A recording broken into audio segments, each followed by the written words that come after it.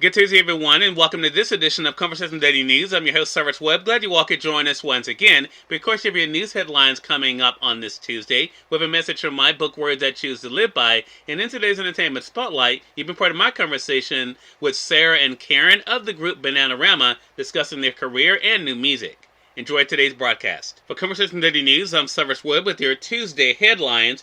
In international news, Pope apologizes for catastrophic school policy in Canada.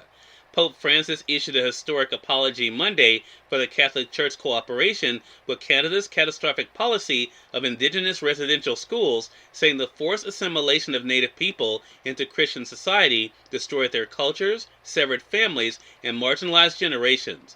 I am deeply sorry, Francis said to applause from school survivors and Indigenous community members gathered at a former residential school south of Edmonton, Alberta. He called the school policy a disastrous error that was incompatible with the gospel and said further investigation and healing is needed. In his first event of the week, Francis traveled to the lands of 4 Cree nations to pray at a cemetery and then deliver the long-sought apology at nearby powwow ceremonial grounds. 4 chiefs escorted the pontiff in a wheelchair to the site near the former Indian residential school and presented him with a feathered headdress after he spoke. I humbly beg forgiveness for the evil committed by so many Christians against the indigenous people, Francis said.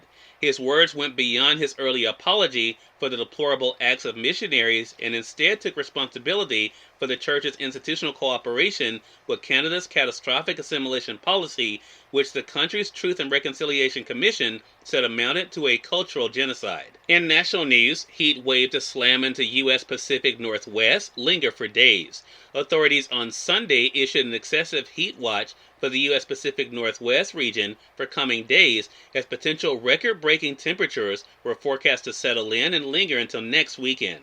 Temperatures could break daily records in Seattle, Portland, and areas of Northern California by today, potentially reaching their highest levels since last year's deadly heat wave that killed hundreds of people across the Pacific Northwest.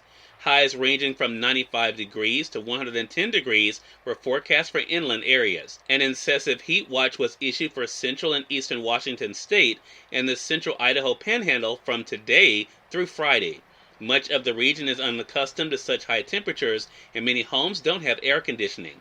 Authorities caution that indoor heat was likely to build through the week, increasing the chances for people to suffer heat-related illnesses. In more national news, Nielsen says 17.7 million watched Thursday's January 6 hearing.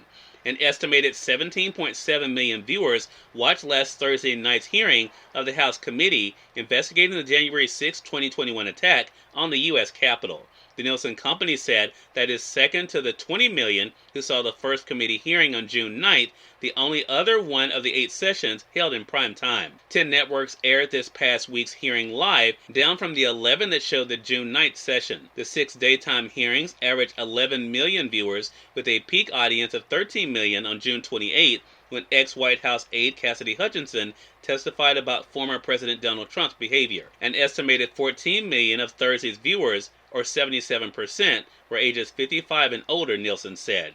Only 705,000 viewers were 18 to 34. In more national news, Senator Manchin isolating after positive COVID test. Senator Joe Manchin has tested positive for COVID-19 and is experiencing mild symptoms, the West Virginia lawmaker tweeted Monday. The 74-year-old Democrat said he's fully vaccinated and boosted. I will isolate and follow CDC guidelines as I continue to work remotely to serve West Virginians, he said. In entertainment news, Goodfellas and Law & Order actor Paul Sorvino dies at 83. Paul Sorvino, an imposing actor who specialized in playing crooks and cops, like in Goodfellas and also Law & Order, has died.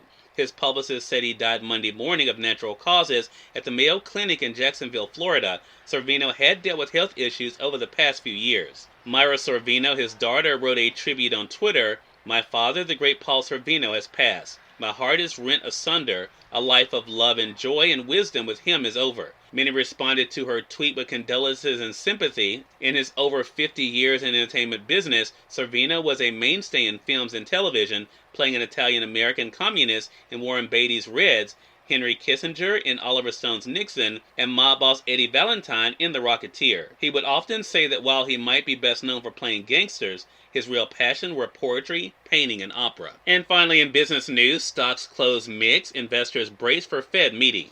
Stocks closed mixed on Monday as investors brace for a two-day meeting of the Federal Reserve this week.